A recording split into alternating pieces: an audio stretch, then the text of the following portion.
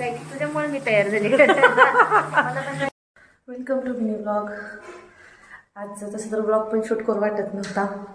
रात्री सांगते तुम्हाला, कारण आमच्या गावबाई निघालेत माहेरला, त्यांची तयारी चालू आहे आवरावरी. आले वरती, आता बघते रूममध्ये किती तयारी झाली ते. हे बघा इथे पॅकिंग सुरू झाली आहे. सगळं पॅकिंग चालू आहे. माहेरला जायचं, सोबत पुण्याला जायचं, सगळं एकदम भरायचं चालू आहे. हां मग काय, लुकिंग सो ब्युटिफुल. मला एवढा आळस चालता तुझ्याकडे बघून, आता आळस गेला. असं वाटतंय तू छान दिसायला लागले म्हणून खुशी म्हणावी, तर तू जाणार आहे म्हणून दुःख म्हणावं.